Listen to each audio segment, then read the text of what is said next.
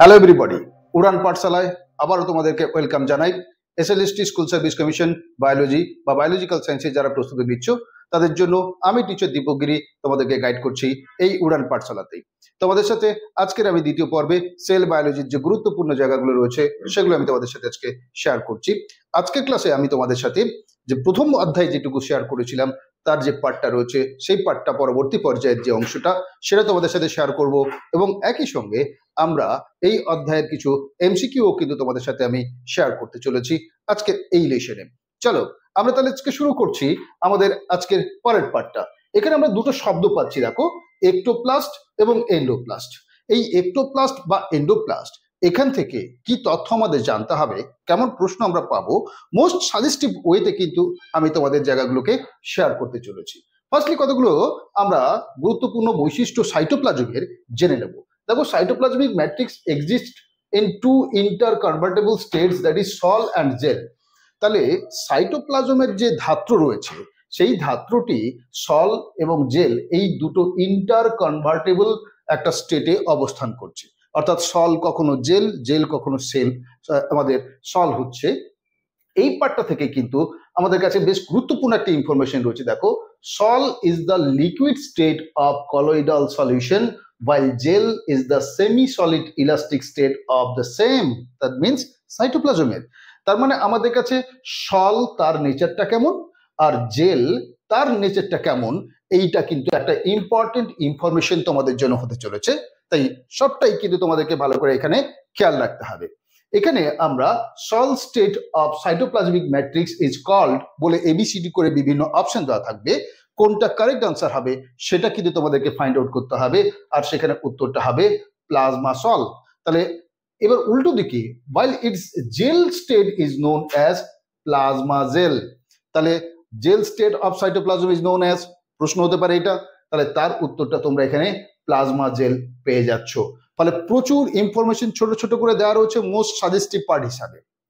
এবার দেখো আমরা পরের পার্টটাতে যাচ্ছি, সেটা হচ্ছে plasma gel lines the plasmalemma. তার মানে প্লাজমা জেল স্ট্রাকচারটা সবসময়ের জন্য আমরা প্লাজমা লেম্মা অর্থাৎ কোষ পর্দার সন্নিকটস্থ অঞ্চলে দেখতে পাবো। And this part of cytoplasmic matrix is called ectoplast. অর্থাৎ এই যে সাইটোপ্লাজমের বাইরের দিকে অর্থাৎ কোষ পর্দার দিকে অর্থাৎ প্লাজমা লেম্মার দিকে যে প্লাজমা জেল পোর্শনটা রয়েছে এটাকেই বলা হয় একটোপ্লাস্ট। তাহলে একটোপ্লাস্টের নেচার কেমন হবে এমন প্রশ্ন করলে তার উত্তরটা আমরা বলতে পারবো প্লাজমা জেল। তাহলে খেয়াল রাখতে হবে, একটোপ্লাস্ট মূলত সাইটোপ্লাজমের বাইরের দিকে অর্থাৎ কোষ পর্দার দিকের অংশ, যেটা অবশ্যই প্লাজমা জেল টাইপের নেচার হবে। আবার উল্টো দিকে plasma sol forms the remaining part of the cytosol. তার মানে আমাদের এই প্লাজমা সল যে পার্টটা রয়েছে এই পার্টটা আসলে কোষের আভ্যন্তরীণ যে সাইটোপ্লাজমীয় অংশ রয়েছে সেই অংশের সঙ্গে সম্পর্কিত, যাকে আমরা এন্ডোপ্লাস্ট বলে থাকি। তাহলে পরীক্ষায় প্রশ্নের জায়গা কেমন হতে পারে যে আমাদের এই এন্ডোপ্লাস্ট এটির নেচার কেমন হবে, তাহলে এন্ডোপ্লাস্টের নেচার আমরা বলতে পারি সেটা হলো প্লাজমা সল। তাহলে ছোট্ট ছোট্ট ইনফরমেশন, আবারও বলছি, আমাদের কিন্তু সাফল্যের জন্য বড় একটা অস্ত্র হতে চলেছে। পরের জায়গাটিতে আসি, সেটা দেখো, cytoplasmic organelles cell inclusions nucleus lie in the endoplast. তাহলে আমাদের যে কোষীয় অঙ্গাণুগুলো রয়েছে বা নিউক্লিয়াস রয়েছে সেগুলো কোন পার্টের মধ্যে থাকে, সেটা হলো আমাদের এন্ডোপ্লাস্টের মধ্যে থাকে। তাহলে the endoplast is not the stationary. তাহলে এন্ডোপ্লাস্ট সবসময় যে এক জায়গায় স্থির রয়েছে তা নয়, কারণ আমরা প্রিভিয়াস ক্লাসে অর্থাৎ এর আগের ক্লাসে কিন্তু আমরা জেনে এসেছিলাম যে streaming of protoplasm around the vacuole is known as cyclosis. অর্থাৎ আমাদের ভ্যাকিউলের কোষ গহ্বরের চারিদিকে সাইটোপ্লাজমের যে ঘূর্ণন সেটাকে আমরা সাইক্লোসিস বলেছিলাম। তাই সেই জায়গাটা এখানে কিন্তু নোট করা রয়েছে। দেখো, endoplast is not stationary but is always in motion and the phenomenon is called cyclosis, যা কিন্তু আমরা পূর্ববর্তী ক্লাসে আলোচনা করে এসেছি। ফলে যারা পূর্ববর্তী ক্লাসটা এখনো দেখোনি অবশ্যই পূর্ববর্তী ক্লাসটা দেখে নাও, যাতে এই পরের যে ক্লাসটা আজকে আমরা শেয়ার করছি তা তোমাদের বুঝতে সুবিধা হবে।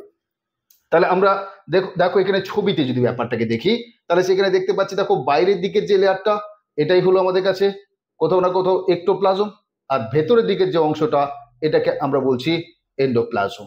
তাহলে এইভাবে আমরা আমাদের পরের স্লাইডের দিকে এগিয়ে যাব। পরের স্লাইডে একটা গুরুত্বপূর্ণ তথ্য বা টার্মস রয়েছে, অটোলাইসিস। এই অটোলাইসিসটা আমরা কিন্তু এর আগের পূর্ববর্তী ক্লাসে তোমাদের সাথে শেয়ার করেছিলাম লাইসোজোম নামক একটা কোষীয় অঙ্গাণুর সম্পর্কে। তাহলে এই লাইসোজোম, যাকে আমরা সুইসাইডাল ব্যাগ অফ সেল বা কোষের আত্মঘাতী থলি বলি, কোথাও কোথাও এটিকে অ্যাটম বোম্ব অফ সেল অর্থাৎ কোষের পারমাণবিক কারখানাও আমরা অনেক সময় বলে থাকি। তাহলে সেই জায়গা থেকে কিন্তু প্রশ্নের জায়গা আমাদের এইখানে, সেটা হচ্ছে অটোলাইসিস। অটোলাইসিসটা কি? আসলে self destruction of the cell, কোষের নিজেরই মৃত্যু। তাহলে সেখানে দেখো, autolysis is the self destruction of a cell or tissue due to release of lysosomal enzymes caused by rupturing of their coverings।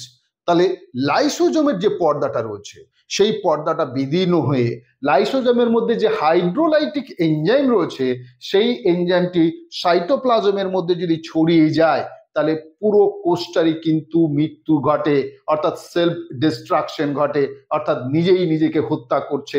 সেটাকেই তো আমরা বলছি সুইসাইডাল ব্যাগ বা অ্যাটম বোম্ব অফ সেল। তাহলে এইভাবেই আমরা দেখতে পাই যে আমাদের যে কোষগুলো যেগুলো মারা গেছে, ক্ষতিগ্রস্ত হয়েছে, তাদেরকে ধ্বংসপ্রাপ্ত করা, কিংবা অনেক সময় আমাদের ডিফারেন্সিয়েশনের ক্ষেত্রে, যেমন আমরা ট্যাডপোল, ব্যাঙাচিত যে লেজ খসে যাওয়া, সেখানেও কিন্তু আমরা এই লাইসোজোমাল কিন্তু কন্ট্রিবিউশন দেখতে পেয়ে থাকি। তাহলে মরফোসিসের ক্ষেত্রে, মেটামরফোসিস যাকে আমরা বলি, রূপান্তরের ক্ষেত্রে লাইসোজোমের কিন্তু একটি গুরুত্বপূর্ণ ভূমিকা রয়েছে, যেটা কিনা আমরা অটোলাইসিসের মধ্যেই কিন্তু এই কনসেপ্টটাকে শেয়ার করছি।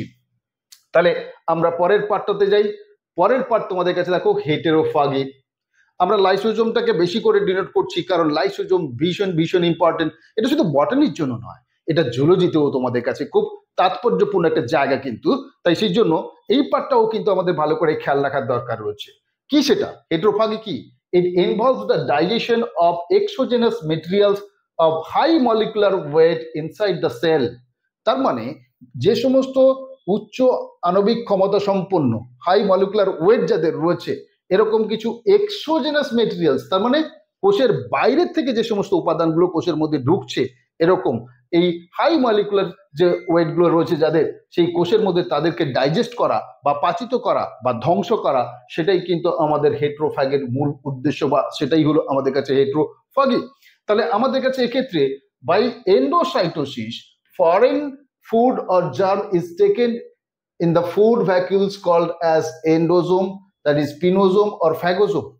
তার মানে বিষয়টা হলো, কোষের বাইরের থেকে কোনো উপাদান কোষের মধ্যে ঢোকা, সেটাকে আমরা বলে থাকি এন্ডোসাইটোসিস। এই এন্ডোসাইটোসিস কিন্তু দু রকমের হয়। কি কি সেটা? যদি তরল উপাদান কোষের মধ্যে ঢোকে, তাকে আমরা পিনোজোম, আর যদি কঠিন বস্তু ঢোকে, তখন কিন্তু তাকে আমরা ফ্যাগোজোম বলে থাকি। তাহলে সেই সমস্ত উপাদানগুলোকে ডাইজেস্ট করবার ক্ষেত্রে হেটেরোফাগি একটি গুরুত্বপূর্ণ ভূমিকা পালন করছে। তাহলে হেটেরোফাগি ফুড পার্টিকেলস কিংবা এক্সোজেনাস অর্থাৎ বাহ্যিক পরিবেশ থেকে আসা কোনো ব্যাকটেরিয়া বা জার্মস, তাদেরকে ডাইজেস্ট করার ক্ষেত্রে একটি গুরুত্বপূর্ণ ভূমিকা পালন করছে। তাহলে এই কারণে আমরা এই লাইসোজোমকে বলে থাকি ডিসপোজাল ইউনিট। এই কারণে এটিকে আমরা বলে থাকি ডিসপোজাল ইউনিট। তাহলে আমাদের কাছে এই পার্টটার পরের জায়গাটিতে চলে আসি। দেখো, আর একটা গুরুত্বপূর্ণ শব্দ, এটাও কিন্তু লাইসোজোমের সঙ্গে সম্পর্কিত। প্রিভিয়াস ক্লাসে আমরা লাইসোজোমের একটা পার্ট শেয়ার করে এসেছি, সেই পার্টটার রেস্ট পার্টটা কিন্তু আমরা এখানে শেয়ার করছি। এখানে আমরা এই অটোফাগের ক্ষেত্রে কি বলছি?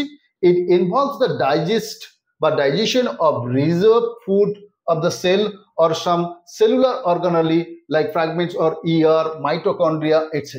তার মানে এখানে কিন্তু বলছে কোষ তার নিজের যে কোষীয় অঙ্গাণু রয়েছে, ধরে নাও মাইটোকন্ড্রিয়া, ধরে নাও ক্লোরোপ্লাস্ট, ধরে নাও এন্ডোপ্লাজমিক রেটিকুলাম, এই সমস্ত বিভিন্ন যে কোষীয় অঙ্গাণু রয়েছে, তাদেরও একটা সার্টেন পিরিয়ড বা নির্দিষ্ট সময় পর্যন্ত কাজ করার ক্ষমতা থাকে। তাদেরও বার্ধক্য আসে, তাদেরও মৃত্যু হয়। কিন্তু সেই সমস্ত মৃতদেহ, যেমন আমরা আমাদের মৃতদেহকে কোথাও কবরস্থ করি কিংবা জ্বালিয়ে দিই, ঠিক তেমনি কোষীয় অঙ্গাণু যদি তার বয়স হয়, কার্যক্ষমতা হারায়, তাহলে তাকেও ধ্বংস করা হয় এই লাইসোজোম নামক কোষীয় অঙ্গাণুর দ্বারাই। আর এই ঘটনাকেই আমরা বলছি অটোফাগি। তাহলে পুরো কোষটা যখন নষ্ট হচ্ছে, হোল সেলটাই যখন নষ্ট হয়ে যাচ্ছে, তখন তাকে আমরা অটোলাইসিস কিন্তু যখন কোষীয় অঙ্গাণুগুলোকে ডাইজেস্ট করছে তখন তাকে কিন্তু আমরা বলছি অটোফাগি। এই যে গুরুত্বপূর্ণ ছোট্ট ছোট্ট ডিফারেন্স, এটা কিন্তু আমাদের ভালো করে খেয়াল রাখার দরকার রয়েছে। তাহলে আমরা এখানে পরের জায়গায় চলে আসব। পরের জায়গা সেটা হচ্ছে অক্সিজোম, একটা অত্যন্ত গুরুত্বপূর্ণ একটা শব্দ। এই অক্সিজোম এটি আমাদের কোথায় দেখা যায়, কোন কোষীয় অঙ্গাণুর সঙ্গে সম্পর্কিত, এর কাজ কি, এর গঠনগত দিকগুলোও কিন্তু ভালো করে খেয়াল রাখতে হবে। আমরা প্রিভিয়াস ক্লাসে আমাদের সিলেবাসটা যেটা নিয়ে আমরা আলোচনা করছি সেটা শেয়ার করে এসেছি। তাহলে সেখানে কিন্তু বিভিন্ন কোষীয় অঙ্গাণুর তার গঠন কিংবা তার কাজ, তার গুরুত্ব, এই জায়গাগুলো কিন্তু পরিষ্কার করে বলা রয়েছে সিলেবাসের মধ্যে। তাই সেই জায়গায় দাঁড়িয়ে আমাদের হয়তো সমস্ত কোষীয় অঙ্গাণুর গঠন কিংবা তার কাজ সম্পূর্ণরূপে আমরা শেয়ার হয়তো করতে পারছি না, কিন্তু মোস্ট সাজেস্টিভ পার্টগুলো যেগুলো তোমাদের competitive exam like school service সেখানে দরকার পড়বে, তা আমরা শেয়ার করছি এই উড়ান পাঠশালাতেই। তো চলো আমরা এই অক্সিজোম সম্পর্কে জানি। কেন এটার এত সিগনিফিকেন্স, কেন এটার এত ইম্পর্টেন্স? তার কারণটা হলো এই অক্সিজোমের মধ্যেই কিন্তু এটিপি তৈরি হয়। আর তোমরা জানো এটিপি কে আমরা বলে থাকি energy currency of our body or of our cell. তাহলে আমাদের কোষের শক্তির মুদ্রা বলা হয় এই এটিপি কে। তাহলে এই এটিপি, যাকে আমরা শক্তির মুদ্রা বলে থাকি, আমাদের শক্তি যখন এই দরকার পড়বে তখন সেল কিছুটা এটিপি খরচ করে। তাহলে সেই এটিপি তৈরি হয় কোথায়? আমাদের মাইটোকন্ড্রিয়ার ইনার মেমব্রেন, মানে মাইটোকন্ড্রিয়ার আভ্যন্তরীণ যে পর্দাটা রয়েছে তার মধ্যে অসংখ্য ভাঁজ বা খাঁজযুক্ত অংশ থাকে। তোমরা জানো সেই অংশটিকে আমরা ক্রিস্টি বলি। তাহলে আমরা যদি একটা ছোট্ট ছবির সাহায্য নিই, ধরে নেওয়া যাক এইটা হলো মাইটোকন্ড্রিয়া। তাহলে মাইটোকন্ড্রিয়াল ইনার মেমব্রেন যেটা রয়েছে, এই ইনার মেমব্রেনে অসংখ্য ভাঁজ বা খাঁজযুক্ত অংশ আমরা এরকম দেখতে পাই। এই ভাঁজ বা খাঁজযুক্ত অংশ যেটা রয়েছে তার মধ্যে আমরা দেখতে পাবো বেশ কিছু গুরুত্বপূর্ণ দানাদার অংশ। তাহলে সেই সমস্ত দানাদার অংশগুলোই আসলে যদি আমরা বড় করে দেখি, তাহলে এইখানে টেনিস র্যাকেটের মতো স্ট্রাকচারগুলো আমরা এখানে দেখতে পাবো। এই যে স্ট্রাকচারগুলো, এগুলোই হলো আসলে আমাদের কাছে অক্সিজোম। আর এই ইনার মেমব্রেন যেটাকে আমরা ক্রিস্টের ওপরে দেখতে পাচ্ছি ছোট ছোট টেনিস র্যাকেটের মতো স্ট্রাকচারগুলো, এটাই কিন্তু আমাদের কাছে কোথাও না কোথাও মাইটোকন্ড্রিয়ার মধ্যে থাকা এই বিশেষ অংশটি আমাদের এটিপি তৈরি করার সঙ্গে সম্পর্কিত। তার জন্য এই অক্সিজোমকে আমরা বলে থাকি এটিপি সিনথেটেজ। তার মানে এটিপি তৈরি হয় যেখানে। তাহলে এই এটিপি সিনথেটেজ হলো আমাদের অক্সিজোম। প্রশ্ন কি হবে, অক্সিজোম কোথায় দেখা যায়? অক্সিজোম মাইটোকন্ড্রিয়াল ইনার মেমব্রেন দেখা যায়। মাইটোকন্ড্রিয়াল আভ্যন্তরীণ পর্দার মধ্যেই কিন্তু আমরা অক্সিজোম দেখতে পাবো। কি কাজ এটা সেটাও কিন্তু আমরা জেনে গেছি। কি বললাম সেটা হলো এটিপি তৈরি করে। এরপরে দেখো, যদি এর স্ট্রাকচারাল দিকটা দেখি তাহলে আমরা একটা পার্ট দেখতে পাবো, দেখো যেটা কিনা আমাদের মাইটোকন্ড্রিয়াল ইনার মেমব্রেনের মধ্যে যেন পোতা রয়েছে, পতিত রয়েছে। এই অংশটি আমাদের কাছে F0 পার্ট বলে পরিচিত, F0। আর বাকি যে পার্টটা আমরা দেখতে পাবো মাইটোকন্ড্রিয়াল ম্যাট্রিক্সের মধ্যে সেটা হলো F1। তাহলে এইভাবে মূলত দুটো অঞ্চল আমরা দেখতে পাবো, একটা অঞ্চল কোষ পর্দার মধ্যে আর একটা আমাদের মাইটোকন্ড্রিয়াল ম্যাট্রিক্সের মধ্যে। এই অংশটি F1 আর মাইটোকন্ড্রিয়াল যে ইনার মেমব্রেন তার মধ্যে যে অংশটি রয়েছে সেটাকে আমরা F0 পোর্শন বলছি। তাহলে এই যে পোর্শনটা রয়েছে এই পোর্শনটার মধ্যে মূলত আমাদের এই F1 পোর্শনের মধ্যেই কিন্তু এটিপি তৈরি হচ্ছে। অ্যাডিনোসিন ডাইফসফেট তার সঙ্গে আমাদের ইনঅর্গানিক ফসফেট যুক্ত হয়ে এটিপি তৈরি হয়। তার জন্যই এটার নাম কিন্তু আমরা এটিপি সিনথেটেজ বলেছি। বিভিন্ন ধরনের পলিপেপটাইড যেমন আলফা, যেমন বিটা, এই ধরনের বিভিন্ন ধরনের পলিপেপটাইড দিয়ে, ডেল্টা, গামা, এই ধরনের বিভিন্ন পলিপেপটাইড দিয়ে কিন্তু আমরা F1 পোর্শনটাকে দেখতে পেয়ে থাকি। তাহলে আমাদের কাছে এই যে অংশটি অর্থাৎ F1 F0, এই নামটা F1 F0 এরকম হলো কেন? আসলে যে বিজ্ঞানী আবিষ্কার করেছিলেন তার নাম ছিল দেখো ফার্নান্ডেজ মোরান, এবং সেই কারণে তার নাম অনুযায়ী আমরা এটিকে F পার্টিকেল, সেটাকে কোথাও F0 বা কোথাও F1 পার্টিকেলস বলছি। তাহলে এই অক্সিজোম কে আবিষ্কার করেছিলেন এমন প্রশ্ন আমরা পাবো, আর সেই প্রশ্নের উত্তর আমরা বলবো কে ফার্নান্ডেজ মোরান। তার তথ্যটিও আমরা এই ইনফরমেশন পকেটের মধ্যে পাচ্ছি। কি কি স্ট্রাকচার আমরা দেখতে পাচ্ছি? একটা বেস, একটা স্টক এবং একটা হেড রয়েছে। আর এই বেসটা আমাদের কোষ পর্দার মধ্যে অর্থাৎ মাইটোকন্ড্রিয়াল ইনার মেমব্রেনের মধ্যে পোতা রয়েছে, যাকে কিন্তু আমরা বলছি F0 সাব ইউনিট। তাহলে আমাদের কাছে এই অংশটিতে ভালো করে খেয়াল রাখতে হবে, সেটা হলো অক্সিজোমের অপর নামগুলো দেখো, F0 F1 particle, elementary particle কিংবা ফার্নান্ডেজ মোরান পার্টিকেল। এছাড়াও আমরা বলেছি এটিকে এটিপি সিনথেটেজও বলা হয়ে থাকে। এটির মূল কাজ এটিপি তৈরি করা। তাহলে খেয়াল রাখবে আমাদের কাছে এটি দেখা যায় মূলত মাইটোকন্ড্রিয়াল ইনার মেমব্রেনে। পরের যে ইম্পর্টেন্ট পার্টটা তোমাদের সাথে শেয়ার করছি সেটা হচ্ছে দেখো রাফাইটস অ্যান্ড স্ফেরাফাইটস। তাহলে কোষের মধ্যে অনেক সময় আমরা দেখতে পাই বেশ কিছু রাসায়নিক উপাদান কেলাস আকারে, ক্রিস্টাল আকারে ডিপোজিশন থাকে, সঞ্চিত থাকে। তাহলে সেখানে এই রাফাইটস এবং স্ফেরাফাইটস দুটোই কিন্তু একই ধরনের রাসায়নিক উপাদান দিয়ে তৈরি। কোন রাসায়নিক উপাদান দিয়ে তৈরি? ক্যালসিয়াম অক্সালেট দিয়ে তৈরি। তাহলে এই ক্যালসিয়াম অক্সালেট দিয়ে তৈরি যে উপাদানটি রয়েছে সেটা মূলত বিভিন্ন আকৃতির হতে পারে। তার মধ্যে নিডিল বা সূচের মতো আকৃতি হলে তখন তাকে আমরা বলছি রাফাইটস। তাহলে রাফাইটস আসলে সূচের মতো। যদি ছবিটার দিকে আমরা খেয়াল করি, দেখো এই যে নিডিল শেপ স্ট্রাকচার গুলো আমরা দেখতে পাচ্ছি, তার মানে দিস আর দা রাফাইটস। এগুলো হলো আমাদের কাছে রাফাইটস। তাহলে রাফাইটস কোন রাসায়নিক উপাদান দিয়ে তৈরি? ক্যালসিয়াম অক্সালেট দিয়ে তৈরি। স্ফেরাফাইট সেটাও ক্যালসিয়াম অক্সালেট দিয়ে তৈরি, কিন্তু যখন এটি নিডিল শেপ হবে তখন তাকে কিন্তু আমরা বলছি আমাদের কাছে রাফাইটস। আমরা কোথায় দেখতে পাই? যেমন কলোকেশিয়া অর্থাৎ কচুর মধ্যে, ওলের মধ্যে এই ধরনের রাফাইটস আমরা দেখতে পাই। এটা যেহেতু সূচের মতো, তাই আমাদের যখনই আমরা খাই ওল বা কচু, এই সূচের মতো অংশগুলো, ক্রিস্টালস গুলো আমাদের যে স্কিন রয়েছে তাতে আটকে যায়, তার জন্য ইচিং প্রবলেম তৈরি হয়। তাহলে এই চুলকানির পেছনে যে দায়ী সে হলো এই রাফাইটস, এবং তার রাসায়নিক উপাদানটা কিন্তু তোমাদের পরীক্ষার জন্য ভীষণ ভীষণ ইম্পর্টেন্ট। খেয়াল রাখতে হবে রাফাইটস এর রাসায়নিক উপাদান হলো ক্যালসিয়াম অক্সালেট, আর এটা দেখতে কেমন? না নিডিল বা সূচের মতো। উল্টো দিকে আমাদের স্ফেরাফাইট, এই স্ফেরাফাইট যেটা রয়েছে এটাও কিন্তু ক্যালসিয়াম অক্সালেট দিয়ে তৈরি, তবে এটি কিন্তু ইরেগুলার অর্থাৎ ভিন্ন ভিন্ন আকার আকৃতি সম্পূর্ণ, এটা সূচের মতো নয়। সেটাই কিন্তু আমাদের কাছে স্ফেরাফাইট। আমরা পেঁপের মধ্যে দেখতে পাবো, পিস্টিয়া অর্থাৎ আমাদের যে কচুরি পানা রয়েছে তার মধ্যে এই উপাদান দেখতে পাবো। তাহলে স্ফেরাফাইট এটি খেয়াল রাখতে হবে, এটিও ক্যালসিয়াম অক্সালেট দিয়ে তৈরি হওয়া, কিন্তু এর যে কেলাসটা রয়েছে এই কেলাসটা কিন্তু ডিফারেন্ট আকার আকৃতি সম্পন্ন হতে পারে, নিডিলের মতো নয়। চলো পরের ইনফরমেশনে যাই, সেটা হচ্ছে ফিজিক্যাল বেসিস অফ লাইফ, জীবনের ভৌত ধারক। তাহলে ফিজিক্যাল বেসিস অফ লাইফ কোনটিকে বলছে? প্রোটোপ্লাজমকে। কেন? তাহলে প্রশ্ন হতে পারে which one is known as physical basis of life, কোনটিকে জীবনের ভৌত ধারক বলা হয়? তাহলে জীবনের ভৌত ধারক কোনটিকে বলে, কেন বলে, কি কারণে বলে, এই ছোট্ট ছোট্ট ইনফরমেশন কিন্তু আমাদের খেয়াল রাখতে হবে। সেটা হলো প্রোটোপ্লাজম, তার মধ্যে সমস্ত রকম কোষীয় অঙ্গাণু অবশ্যই রয়েছে, যারা কোষের যাবতীয় কাজকর্ম করার মাধ্যমে জীবনের বহিঃপ্রকাশ ঘটায়। তাহলে জীবনের বহিঃপ্রকাশ ঘটাবার জন্য যে সমস্ত কোষীয় অঙ্গাণুগুলোর দরকার সবটা কিন্তু আমরা দেখতে পাচ্ছি কোথায়? স্যার আমাদের প্রোটোপ্লাজমের মধ্যে। তাহলে প্রোটোপ্লাজম কিন্তু সমস্ত কোষীয় অঙ্গাণুকে ধারণ করছে, যারা জীবনের বৈশিষ্ট্য প্রকাশ করবার জন্য যাবতীয় জৈবিক কার্যাবলী সম্পন্ন করে। সেই জন্য প্রোটোপ্লাজমকে বলা হয় ফিজিক্যাল বেসিস অফ লাইফ। তাই প্রশ্ন হতে পারে কোনটিকে ফিজিক্যাল বেসিস অফ লাইফ বলা হয়? তার উত্তর নিশ্চিত রূপে তোমরা বলতে পারবে, সেটা হলো প্রোটোপ্লাজম।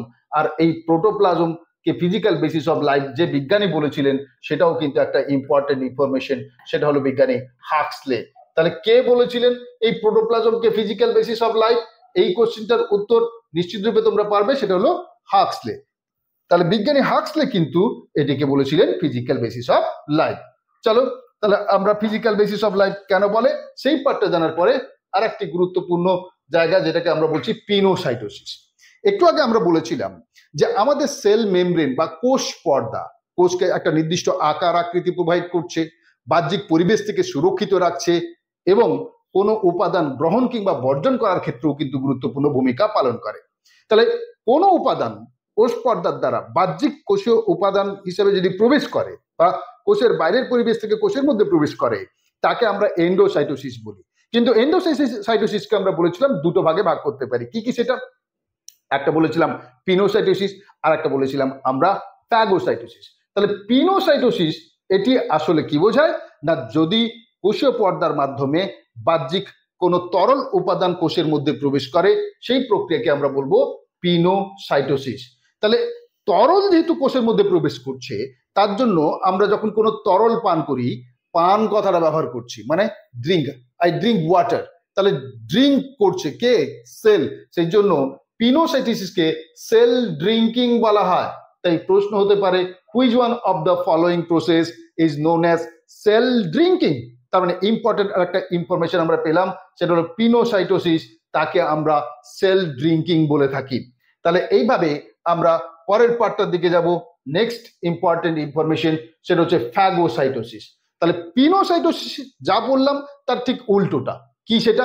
পিনোসাইটোসিসের ক্ষেত্রে বললাম তরল উপাদান কোষের মধ্যে ঢুকছে, কিন্তু ফ্যাগোসাইটোসিসের ক্ষেত্রে খেয়াল রাখতে হবে কঠিন বস্তু কোষের মধ্যে কোষ পর্দার দ্বারা প্রবেশ করছে, এবং যে কোষীয় অংশ তৈরি করছে তাকে আমরা ফ্যাগোজোম বলে থাকি। তাহলে ফ্যাগোসাইটোসিস এখানে কি বলছে? Phagocytosis is the process by which it involves the intake of large size solid particles including the cellular debris and microbes। তার মানে বাহ্যিক উপাদানগুলো থেকে এটা গ্রহণ করা। তার জন্য এই যে ফ্যাগোসাইটোসিস, এটিকে বলা হয় সেল ইটিং। তাহলে কোষীয় ভক্ষণ। প্রশ্ন হতে পারে যে কোনটিকে আমরা সেল ইটিং বলি, কোন প্রসেসটিকে সেল ইটিং বলা হয়? উত্তরটা খেয়াল রাখবে, ফ্যাগোসাইটোসিস। তাহলে ফ্যাগোসাইটোসিসকে আমরা সেল ইটিং, আর পিনোসাইটোসিসকে আমরা বলে থাকি কি না, পিনোসাইটোসিসকে আমরা বলে থাকি অবশ্যই সেল ড্রিঙ্কিং। তাহলে এই ছোট্ট ছোট্ট ইনফরমেশন যা তোমাদের আগামী দিনে অবশ্যই এগিয়ে রাখবে। এরপরে দেখো এন্ডোসাইটোসিস, যা অলরেডি আমি শেয়ার করে এসেছি। তাহলে সেখানে দুটো পার্ট আমরা অলরেডি বলেছি, পিনোসাইটোসিস এবং ফ্যাগোসাইটোসিস। কোনটিকে আমরা সেল ড্রিঙ্কিং, কোনটিকে আমরা অবশ্যই সেল ইটিং বলি, সেটাও কিন্তু আমরা শেয়ার করে এসেছি। চলে আসছি দেখো অপর একটি প্রসেস যার নাম হলো এক্সোসাইটোসিস। তাহলে এন্ডোসাইটোসিস ছিল কোষের মধ্যে কোনো উপাদান প্রবেশ করা, এক্সোসাইটোসিস কিন্তু বলছে কি না, কোষের থেকে বেরিয়ে যাওয়া। শুধু গ্রহণ করলে তো হবে না, বর্জন করার ক্ষমতাও রাখতে হয়। আর সেখানে কোষীয় উপাদান যেগুলো আমরা দেখতে পাচ্ছি আমাদের কোষের মধ্যে আর দরকার নেই, অর্থাৎ বর্জ্য পদার্থ বা রেচন পদার্থ, সেটাকে কোষের বাইরে ত্যাগ করার ক্ষেত্রেও কোষ পর্দা বা সেল মেমব্রেনের একটা গুরুত্বপূর্ণ ভূমিকা আমরা দেখতে পাই। আর সেই যে প্রসেসটি, সেটিকেই আমরা এক্সোসাইটোসিস বলি। তাহলে কোষের ভেতর থেকে কোনো উপাদান ত্যাগ করা কোষ পর্দার দ্বারা, সেটাই আমাদের কাছে এক্সোসাইটোসিস হিসাবে পরিচিত। এই ঘটনাকে আমরা সেল ভমিটিংও বলে থাকি, সেল ভমিটিং কিংবা ইফাগিও বলে থাকি, বা ইমিওসাইটোসিসও বলে থাকি। তাহলে ইমিওসাইটোসিস, সেল ভমিটিং কিংবা ইফাগি, এই শব্দগুলো কার সঙ্গে রিলেটেড? খেয়াল রাখতে হবে আমাদের কাছে এক্সোসাইটোসিসের সঙ্গে। তাহলে এর আগে আমরা সেল ড্রিঙ্কিং জেনেছি, সেল ইটিং জেনেছি, এখন জানছি সেল ভমিটিং।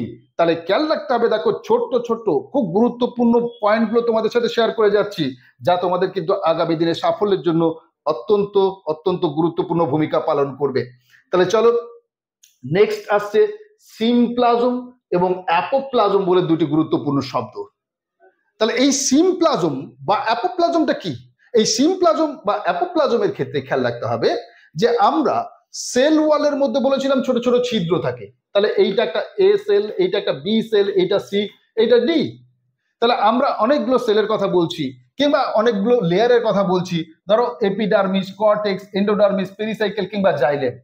তাহলে রুট দ্বারা মূলত জল অ্যাবজর্ব হলো, এপিডার্মিস যেটাকে আমরা এপিব্লেমা বলি, সেখান থেকে কর্টেক্স, কর্টেক্স থেকে এন্ডোডার্মিস, পেরিসাইকেল হয়ে জাইলেমের মাধ্যমে পাতায় ঊর্ধ্বমুখে পরিবহন হবে।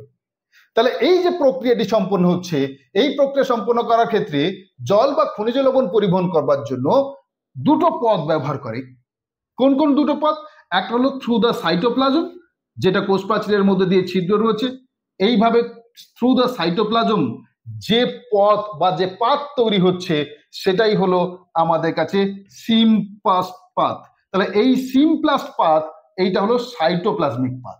কিন্তু কোষ প্রাচীর বা কোষান্তর রন্ধ্র, কোষান্তরন্ধ্র কি? ধরো এইটা একটা সেল, এইটা একটা সেল, এইটা একটা সেল, এইটা একটা সেল, এইটা একটা সেল। এই সেলগুলোর মাঝে আবার কিছু গ্যাপ থেকে যাচ্ছে। এই গ্যাপগুলোকেই আমরা বলছি inter cellular space. Inter cellular space. তাহলে এই ইন্টার সেলুলার স্পেস এটি আসলে কোষগুলোর মধ্যে মধ্যে থাকা ছোট ছোট গ্যাপ। তাহলে এই গ্যাপগুলোর মধ্য দিয়ে বা কোষ প্রাচীরের মধ্য দিয়েও কিন্তু আর একটা পাত রয়েছে, যে পাত দিয়ে জল বা খনিজ লবণ পরিবাহিত হচ্ছে, যাকে আমরা অ্যাসেন্ট অফ স্যাপ বলে থাকি এই জাইলেমের মাধ্যমে। তাহলে সেই প্রক্রিয়ার ক্ষেত্রে দুটো পথ দেখতে পাচ্ছি আমরা। একটা হলো সাইটোপ্লাজমের মধ্য দিয়ে, যেটাকে আমরা সিমপ্লাস্ট পাথ বলছি, আর একটা হচ্ছে সেল ওয়াল কিংবা আমাদের ইন্টারসেলুলার স্পেস বা কোষের মধ্যে ছোট ছোট যে গ্যাপ থাকছে তার মধ্যে দিয়ে, দ্যাট ইজ কল্ড অ্যাপোপ্লাস্ট। তাহলে এই যে ছোট্ট জায়গা, এই ছোট্ট জায়গা কিন্তু খুব ইম্পর্টেন্ট পার্ট, ভালো করে খেয়াল রাখতে হবে। তাহলে সিমপ্লাস্ট বা সিমপ্লাজম আর অ্যাপোপ্লাস্ট বা অ্যাপোপ্লাজম বিষয়টা কি দাঁড়ালো? দেখো এখানে আমরা দেখতে পাচ্ছি the non living continuum of plant cells made up of cell walls and intercellular space is then called as apoplast or apoplasm. এরপরে দেখো আমরা সিমপ্লাস্টের ক্ষেত্রে দেখতে পাচ্ছি প্লাজমোডেজমাটা or cytoplasmic bridge between the adjacent cells produce a protoplasmic continuum called the symplast or symplasm. তাহলে সাইটোপ্লাজমের মধ্য দিয়ে যে পথ সেটা হলো সিমপ্লাস্ট বা সিমপ্লাজম, আর সেল ওয়াল কিংবা ইন্টারসেলুলার স্পেসের মধ্যে দিয়ে যেটা হচ্ছে সেটাকে আমরা অ্যাপোপ্লাস্ট বা অ্যাপোপ্লাজম বলছি। নেক্সট পরের পার্টটা দেখো, সেল কোড বলে একটা শব্দ আমরা পাচ্ছি। কি এই সেল কোড? সেল কোড আমরা কি কারণে দেখব, তার ফাংশনটা কি, ছোট্ট করে আমরা এখানে দেখে নিই। Cell coat is the fibrous layer present outside the plasma membrane of some protist and animal cells which are made up of oligosaccharide side chain and glycolipids and glycoprotein of plasma membrane surface। তার মানে animal cell কিংবা বেশ কিছু প্রোটিস্টের মধ্যে বাইরে আমরা কোষ পর্দার বাইরে একটি লেয়ার দেখতে পাই, যেটা আমাদের গ্লাইকোপ্রোটিন বা অলিগোস্যাকারাইড দিয়ে তৈরি, তাকেই কিন্তু আমরা সেল কোড বলছি। এর মেন ফাংশনটা কি? প্রোটেকশন। কি প্রোটেকশন দিচ্ছে? It protects the underlying plasma membrane from mechanical injury. তার মানে আমাদের কোষ পর্দা, এইটা যদি কোষ পর্দা হয় তাহলে কোষ পর্দাকে বাহ্যিক আঘাত থেকে সুরক্ষিত রাখার ক্ষেত্রে এই সেল কোড একটি গুরুত্বপূর্ণ ভূমিকা পালন করে থাকে। এখানে আমরা যে পার্টটা দেখতে পাবো সেটা হলো অনেক ক্ষেত্রে রিকগনাইজেশনের যে পার্টটা রয়েছে। এক্ষেত্রে দেখা যায় অনেক ক্ষেত্রে অনেক স্পঞ্জ বা অনেকগুলো স্পিসিস, তাদের ক্ষেত্রে কিন্তু কোথাও না কোথাও আমাদের এই সেলগুলোকে রিকগনাইজ করবার ক্ষেত্রে এই সেল কোড অত্যন্ত গুরুত্বপূর্ণ ভূমিকা পালন করছে। অনেক ক্ষেত্রে এই সেল কোড আমাদের ব্লাডের ক্ষেত্রে ব্লাড গ্রুপের অ্যান্টিজেন্স হিসাবে কাজ করছে, যার উপর ভিত্তি করে আমরা এবিও ব্লাড গ্রুপিং সিস্টেম আমরা দেখতে পেয়ে থাকি। তাহলে এইভাবে আমাদের কাছে সেল কোড কোথাও না কোথাও একটা অ্যান্টিজেনিক কোথাও সম্পর্ক আমাদের স্থাপন করছে। নেক্সট পরের পার্টটা দেখো, সেটা হচ্ছে সিলিয়া এবং ফ্লাজেলা। তাহলে সিলিয়া ও ফ্লাজেলা এদের যদি আমরা কতগুলো সিমিলারিটিজের কথা বলি, কারণ দুটোই দেখো আমরা সেলের বাইরে সুতোর মতো অংশ হিসাবে দেখতে পাই। এখানে একটা ইম্পর্টেন্ট ইনফরমেশন, সেটা হলো এগুলো কিন্তু প্রোটিন দিয়ে তৈরি। কোন ধরনের প্রোটিন? সেটা হলো ফ্লাজেলা। তাহলে ফ্লাজেলা কি দিয়ে তৈরি? ফ্লাজেলিন নামক বিশেষ উপাদান দিয়ে, অর্থাৎ প্রোটিন দিয়ে তৈরি হয়ে থাকে। তাহলে দুটোর ক্ষেত্রে কি স্যার একই রকম উপাদান আছে? বোধ তাদের ক্ষেত্রে আমরা স্ট্রাকচারটা একই রকম দেখবো। তাহলে কি কি রয়েছে? বোধ arises from the basal body. Sir basal বডিটা কি? বেসাল বডিটা হলো, দেখো আমাদের একটা সেল, তাহলে সেলের যে সাইটোপ্লাজম, সেই সাইটোপ্লাজমের যে অংশ থেকে সিলিয়া বা ফ্লাজেলা তৈরি হচ্ছে সেটাই কিন্তু আমাদের কাছে বেসাল বডি নামে পরিচিত। সেটাই আমাদের কাছে বেসাল বডি নামেই পরিচিত। তাহলে বেসাল বডি আসলে সাইটোপ্লাজমের ওই বিশেষ অংশ যেখান থেকে আমরা দেখতে পাবো সিলিয়া কিংবা ফ্লাজেলা নামক অংশগুলো তৈরি হচ্ছে। তাহলে আমাদের এই সিলিয়া বা ফ্লাজেলা, তাদের মধ্যে সিমিলারিটিসটা কি?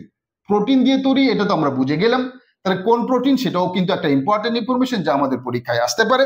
তাহলে সেটাকে জেনে নেওয়ার সঙ্গে সঙ্গে আমরা দেখতে পাচ্ছি both are similar in their ultrastructure. আল্ট্রাস্ট্রাকচারে কিন্তু দুটোই কিন্তু একই রকম আমরা গঠন হিসেবে দেখতে পাই। Both have similar chemical composition. Already আমরা সেটা বলেছিলাম, কোন কেমিক্যাল? Sir ফ্লাজেলিন protein. উল্টো দিকে চলে আসো, both are similar in their function. প্রত্যেকেরই কাজ প্রায় মোরলেস একই রকম। আমরা এখানে দেখতে পাচ্ছি লোকোমোশনের ক্ষেত্রে সিলিয়া কিংবা ফ্লাজেলা অত্যন্ত গুরুত্বপূর্ণ ভূমিকা পালন করছে। নেক্সট পার্টটাতে যাচ্ছি, সেটা হচ্ছে দেখো write a short note about the chemical composition of nucleus. নিউক্লিয়াসের রাসায়নিক উপাদান। আমরা জানি নিউক্লিয়াসকে বলা হয় brain of a cell, control centre of a cell. কোষের যাবতীয় কার্যাবলী নিয়ন্ত্রণ হয় কিন্তু নিউক্লিয়াস দ্বারাই। তাহলে নিউক্লিয়াসকে সেই কারণে বলা হয়ে থাকে ব্রেন অফ আ সেল, অর্থাৎ কোষের মস্তিষ্ক। তাহলে কোষের মস্তিষ্ক সেই নিউক্লিয়াস, তার মধ্যে কোন সে উপাদানগুলো রয়েছে, রাসায়নিক উপাদানগুলো কি, আমাদের ভালো করে সেটা কিন্তু খেয়াল রাখতে হবে। আমরা দেখতে পাচ্ছি এর মধ্যে রয়েছে প্রোটিন 80%, রয়েছে ডিএনএ 12%, আরএনএ রয়েছে 5%, এছাড়া লিপিড রয়েছে 3%।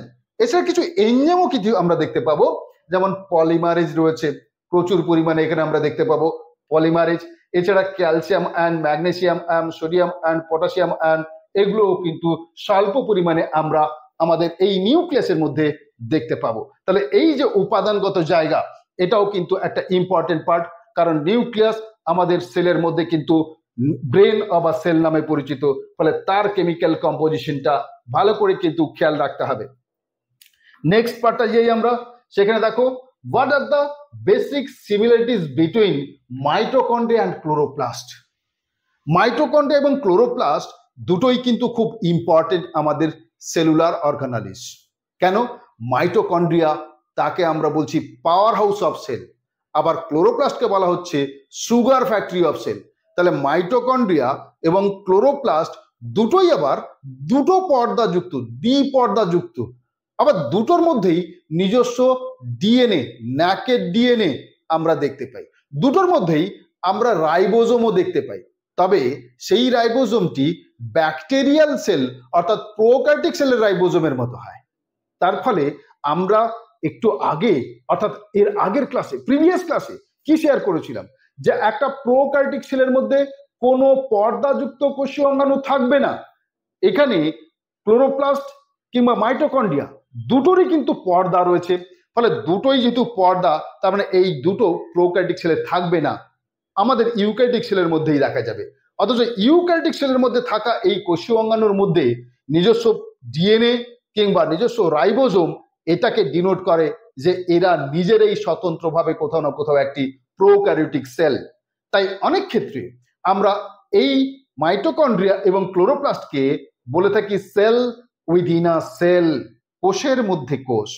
আবার এদের নিজস্ব ডিএনএ থাকার কারণে বেশ কিছু পলিপেপটাইড, বেশ কিছু উপাদান নিজেরাই সংশ্লেষ করে নিতে পারে। তার জন্য সে ডিপেন্ডেন্ট নয় নিউক্লিয়াসের উপর। সেই জন্য এদেরকে সেমি অটোনোমাস সেলুলার অর্গানালিজ বলা হয়, অর্থাৎ অর্ধ স্বাধীন কোষীয় অঙ্গাণু। তাই তোমাদের প্রশ্ন হতে পারে যে কোনগুলিকে বা কোনটিকে অর্ধ স্বাধীন কোষীয় অঙ্গাণু বলা হয় বা কোনটিকে কোষের মধ্যে কোষ বলা হয়। এই সমস্ত প্রশ্নের উত্তর তোমাদের কিন্তু এই একই হবে, সেটা হলো মাইটোকন্ড্রিয়া এবং ক্লোরোপ্লাস্ট। তাহলে এদের দুজনের মধ্যে আমরা কি কি সিমিলারিটিস দেখছি? The mitochondria and chloroplast are similar in both surrounded by two lipoproteinous and trilamellar unit of membrane, মানে দুটোর মধ্যেই কিন্তু আমরা দুটো অর্থাৎ ডাবল মেমব্রেন দেখতে পাবো। both are self replicating, দুজনেই নিজেদের রেপ্লিকেশন করতে সক্ষম। both are semi autonomous cellular organelle, যেটা তোমাদেরকে একটু আগে বলেছিলাম যে অর্ধ স্বাধীন কোষীয় অঙ্গাণু। তাহলে অর্ধ স্বাধীন কোষীয় অঙ্গাণু কেন বলছে সেটা বলেছি। both have 70S type of ribosome, তোমরা জানো 70S টাইপ অফ রাইবোজোম কাদের দেখা যায়? প্রোক্যারিওটিক সেলের ক্ষেত্রে। প্রোক্যারিওটিক সেল তাদের ক্ষেত্রেই আমরা দেখতে পাই। তাহলে 70S টাইপ অফ রাইবোজোম দুটোর ক্ষেত্রেই দেখতে পাচ্ছি। কার কার ক্ষেত্রে? স্যার মাইটোকন্ড্রিয়ার ক্ষেত্রে এবং ক্লোরোপ্লাস্টের ক্ষেত্রে। Circular and naked DNA molecules with no cover of histone, তার মানে দুটোর ক্ষেত্রেই কিন্তু ডিএনএ রয়েছে যা হিস্টোন বর্জিত, অর্থাৎ হিস্টোন নেই। আমাদের যে ডিএনএ গুলো রয়েছে নিউক্লিয়াসের মধ্যে তাতে কিন্তু আমরা হিস্টোনের উপস্থিতি দেখতে পাই, কিন্তু এদের ক্ষেত্রে আমরা দেখতে পাই না। Both act as energy transducer, দুজনেই কিন্তু কোথাও না কোথাও শক্তির স্থানান্তরণ করার ক্ষেত্রে গুরুত্বপূর্ণ ভূমিকা পালন করছে। কিভাবে? সানলাইটকে আমাদের ফুড মেটেরিয়ালসে কনভার্ট করে দিচ্ছে ক্লোরোপ্লাস্ট থ্রু দ্য ফটোসিনথেসিস, সালোক সংশ্লেষ প্রক্রিয়ায়।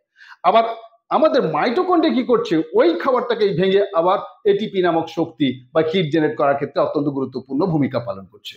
Both have probably evolved from symbiotic prokaryotes, তাহলে এখানে বিজ্ঞানীরা বলছেন দুটোই সম্ভবত আমাদের কোনো প্রোক্যারিওটিক সেল বা আদি কোষ এই ইউক্যারিওটিক সেলের মধ্যে ঢুকে পড়েছে।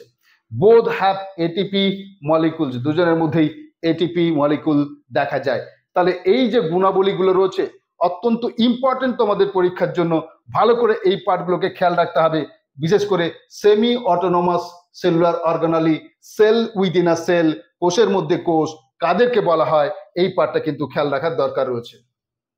এবার বলছে দেখো ডিস্টিংগুইশ কার সঙ্গে, মাইটোকন্ড্রিয়া এবং ক্লোরোপ্লাস্টের সঙ্গে, দুটোর মধ্যে ডিস্টিংগুইশ করার কথা বলছে। এই গুণাবলীগুলোকে আমি ইলাবোরেটলি শেয়ার করছি কারণ সিলেবাস তোমাদের চেয়েছে এই পার্টগুলোকে ভালো করে জেনে রাখার জন্য। তাহলে সেখানে আমরা দেখতে পাচ্ছি যে ক্যারেক্টার হিসাবে যদি আমরা ইনার মেমব্রেনটা নিই, আভ্যন্তরীণ পর্দা নিই, মাইটোকন্ড্রিয়ার ক্ষেত্রে সেখানে আমরা অনেকগুলো ফোল্ড দেখতে পাই যেটাকে আমরা ক্রিস্টি বলে থাকি। একটু আগে অক্সিজেন পড়ানোর সময় সেই কনসেপ্টটি তোমাদের সাথে আমি শেয়ার করে এসেছি। এদের ক্ষেত্রে কিন্তু আমরা ক্রিস্টি দেখতে পাবো না। কার ক্ষেত্রে? ক্লোরোপ্লাস্টের ক্ষেত্রে কোন রকম ক্রিস্টি নামক স্ট্রাকচার দেখতে পাই না, উল্টে আমরা থাইলাকয়েড বা গ্রানা জাতীয় উপাদান আমরা দেখতে পাই। থাইলাকয়েড যার কথা একটু আগে বললাম সেটা কিন্তু মাইটোকন্ড্রিয়ার মধ্যে নেই, রয়েছে কোথায়? ক্লোরোপ্লাস্টের মধ্যে। তাহলে এইভাবে আমাদের মাইটোকন্ড্রিয়া এবং ক্লোরোপ্লাস্টের মধ্যে কি ধরনের প্রভেদ রয়েছে সেটাও কিন্তু একটা তাৎপর্যপূর্ণ ইনফরমেশন বা তথ্য যা তোমাদের এসএলএসটির স্বপ্ন পূরণের ক্ষেত্রে গুরুত্বপূর্ণ ভূমিকা পালন করবে। তো চলো আমরা চলে আসি আমাদের ক্ষেত্রে পিগমেন্টের জায়গায় যদি বলি, দেখো পিগমেন্ট রঞ্জক মাইটোকন্ড্রিয়ার মধ্যে নেই কিন্তু ক্লোরোপ্লাস্টের মধ্যে রয়েছে, ক্লোরোফিল রয়েছে, যার কারণে কিন্তু আমরা উদ্ভিদের পাতাগুলোকে সবুজ রং হতে দেখি, কারণ ক্লোরোপ্লাস্টের মধ্যে এক ধরনের রঞ্জক রয়েছে। রঞ্জক বা পিগমেন্ট বলতে কি বোঝায়? যে কোনো রং জাত করতে পারে অর্থাৎ সৃষ্টি করতে পারে, সেই কিন্তু আসলে রঞ্জক। আর এখানে আমরা ক্লোরোফিলের প্রেজেন্স দেখতে পেয়ে থাকি। তো চলো আমাদের ক্লোরোপ্লাস্ট কি কাজের সঙ্গে সম্পর্কিত? ফটোসিনথেসিসের সঙ্গে সম্পর্কিত। কিন্তু mitochondria Krebs cycle of respiration, রেসপিরেশনের ক্রেবস চক্র সম্পাদনের ক্ষেত্রে সম্পর্কিত। এরপরে আর একটি গুরুত্বপূর্ণ তথ্য রয়েছে, সেটা হলো সেল প্লেট, কোষপাত। এই সেল প্লেট বা কোষপাত থেকে কেমন প্রশ্ন পাবো, কি ধরনের প্রশ্ন আসবে আমাদের, সেই জায়গাটাও তোমাদের সাথে শেয়ার করে নিই। সেটা হলো দেখো আমাদের যে প্ল্যান্ট সেল রয়েছে, উদ্ভিদ কোষ রয়েছে, এই উদ্ভিদ কোষের বাহ্যিক লেয়ারটা একটা রিজিড লেয়ার দিয়ে সুরক্ষিত রয়েছে যাকে আমরা সেল ওয়াল বলে থাকি, কোষ প্রাচীর, যেটা আমরা এর আগের ক্লাসে বলে এসেছি যে এই কোষ প্রাচীর কিন্তু প্রাণী কোষে আমরা দেখতে পাই না, অর্থাৎ অ্যানিমেল সেলে কিন্তু দেখা যায় না। তাহলে এই সেলটার যখন ডিভিশন হচ্ছে অর্থাৎ সাইটোকাইনেসিস হচ্ছে, দুটো নিউক্লিয়াস তৈরি হয়ে গেছে, তাহলে এবার মাঝখানে এই যে ডিফারেন্সিয়েশন অর্থাৎ দুটো কোষকে প্রভেদ করার জন্য সাইটোপ্লাজমের লেয়ারে, তাহলে এইখানে আমরা ছোট্ট ছোট্ট গলগি বডির টুকরো জমা হতে দেখবো যাকে আমরা ডিকটিওজোম বলি। এই ডিকটিওজোম গুলো একটা লাইন বা একটা চেন আকারে অবস্থান করছে যেটাকে আমরা বলছি ফ্রাগমোপ্লাস্ট। তাহলে এই ফ্রাগমোপ্লাস্ট পরবর্তীকালে সেল প্লেট এবং সেল প্লেট পরবর্তীকালে সেল ওয়ালে কনভার্সন ঘটে, সেই তথ্যগুলো এখানে দেওয়া রয়েছে। দেখো ফ্রাগমোপ্লাস্ট, তাহলে ফ্রাগমোপ্লাস্টের পরে ডিকটিওজোম, তাহলে সেই ডিকটিওজোম পরবর্তীকালে সেল প্লেট থেকে সেল ওয়াল ফরমেশন করছে। তাহলে সেল প্লেট তৈরি হচ্ছে সেখানে আমরা কার থেকে বলেছি? Sir Golgi body. তাহলে গলগি বডি যেটা আমরা বলছি, এই গলগি বডি তার ডিসেক্টেড ফর্ম তাকেই কিন্তু আমরা ডিকটিওজোম বলে থাকি, ডিকটিওজোম। তাহলে ভালো করে খেয়াল রাখতে হবে এই তথ্যটি।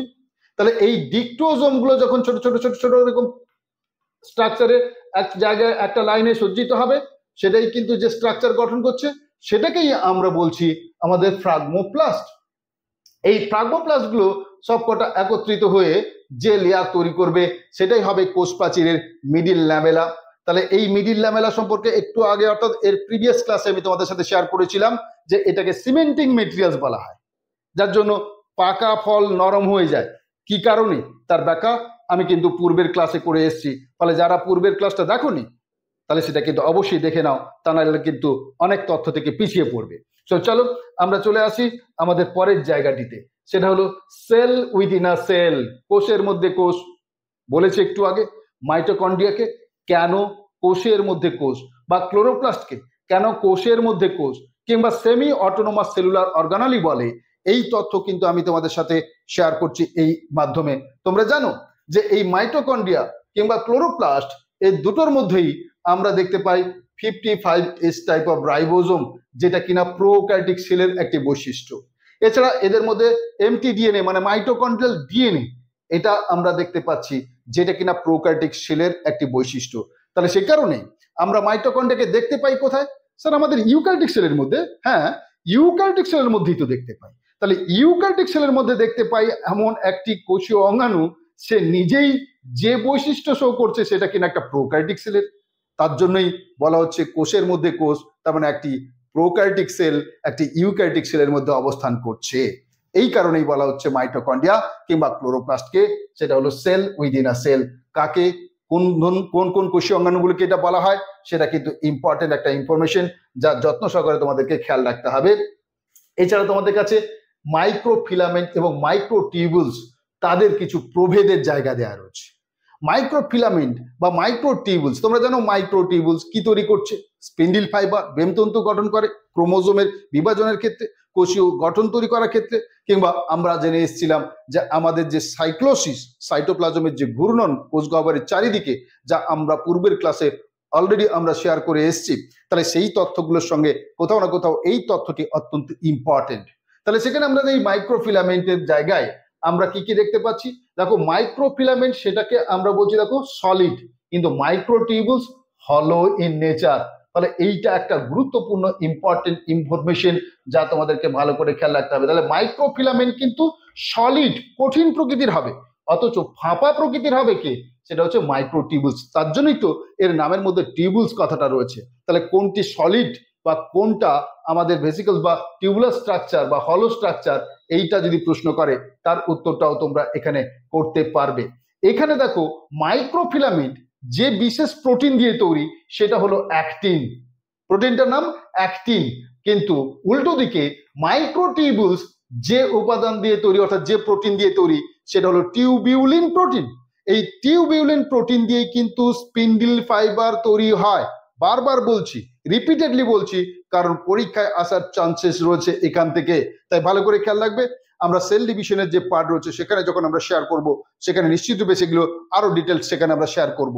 খেয়াল রাখবে, সময় আমাদের হাতে ভীষণ কম, কিন্তু স্বপ্ন রয়েছে আমাদের সাফল্যের। তাই আমরা মোস্ট সাজেস্টিভ পার্টগুলো তোমাদের সামনে তুলে ধরবার চেষ্টা করছি। তোমরা নিশ্চিত রূপে এই সমস্ত তথ্যগুলোকে যদি ঠিকমতো আহরণ করতে পারো, আগামী দিনে যে স্বপ্ন রয়েছে সেই স্বপ্ন পূরণ হবেই। উড়ান পাঠশালা তোমাদের সাথে রয়েছে। তো চলো আমরা চলে আসছি আমাদের কাছে পরের যে ইম্পর্টেন্ট ইনফরমেশন। কি সেটা? মাইক্রোফিলামেন্ট। এর কাজটা কি? বলছে দে আর কন্ট্রাক্টাইল কম্পোনেন্টস অফ সাইটোস্কেলিটন। কোষের মধ্যে যে কঙ্কাল তন্ত্র, মানে যেমন আমাদের বডির মধ্যে হাড় রয়েছে, তেমনি প্রত্যেকটা কোষের মধ্যেও হাড় রয়েছে। তাহলে সেই হাড়গুলোকে আমরা বলছি সাইটোস্কেলিটন। তাহলে এই সাইটোস্কেলিটনে মূলত সংকোচন এবং প্রসারণের ঘটনার ক্ষেত্রে মাইক্রোফিলামেন্টের একটি গুরুত্বপূর্ণ ভূমিকা রয়েছে। উল্টো দিকে আমরা নন কন্ট্রাক্টাইল নেচার দেখতে পাই মাইক্রোটিউবুলসের। মাইক্রোটিউবুলসের কিন্তু এই সংকোচন প্রসারণের ঘটনা যেমন আমাদের পেশির মধ্যে হয়, তেমন ঘটনা কিন্তু আমরা দেখতে পাই না। তাহলে আমাদের এই যে গুণাবলীগুলো তোমাদের সাথে শেয়ার করছি, এই গুণাবলীগুলোকে যত্ন সহকারে খেয়াল রাখতে হবে। উড়ান পাঠশালা তোমাদের জন্য সর্বদা তোমাদের পাশে রয়েছে। নেক্সট আমরা যে পার্টটিতে আসছি সেটা দেখো, আর একটা গুরুত্বপূর্ণ পার্ট, সেটা হলো বেসাল বডি এবং সেন্ট্রিওল। তাহলে বেসাল বডি এবং সেন্ট্রিওল, তাদের মধ্যে ডিফারেন্স কি? এই আবার একটা ছোট্ট জায়গা। তাহলে দেখো, আমরা একটু একটু করে প্রায় সকল কোষীয় অঙ্গের মধ্যে মোস্ট সাজেস্টিভ পার্টগুলো তুলে ধরবার চেষ্টা করছি। ভালো করে জায়গাগুলোকে তৈরি করো, স্বপ্ন পূরণ করতেই হবে। উড়ান পাঠশালা তোমাদের সাথে সর্বদা থাকছে এবং থাকবে। চলো আমরা চলে আসছি বেসাল বডি। কোথায় দেখতে পাবো? একটোপ্লাজম। কি একটোপ্লাজম? প্রিভিয়াস ক্লাস, যার জন্য বলছি কোনো ক্লাস মিস করবে না, প্রত্যেকে সবকটা ক্লাস করো, যাতে প্রিভিয়াস ক্লাসে বলে আসা কোনো তথ্য যদি মিস করো, তাহলে পরের ক্লাসের তথ্য বা টার্মটা কিন্তু বুঝতে পারবে না। শুধু তোমরা না, বন্ধুদেরকেও বলো অবশ্যই এই উড়ান পাঠশালায় যুক্ত হতে, কারণ উড়ান পাঠশালা তোমাদের জন্য নিয়ে এসছে বেস্ট এডুকেশনাল প্ল্যাটফর্ম। চলো আমরা চলে আসছি আমাদের কাছে। এখানে আমরা বেসাল বডি তাহলে দেখতে পাচ্ছি একটোপ্লাজম।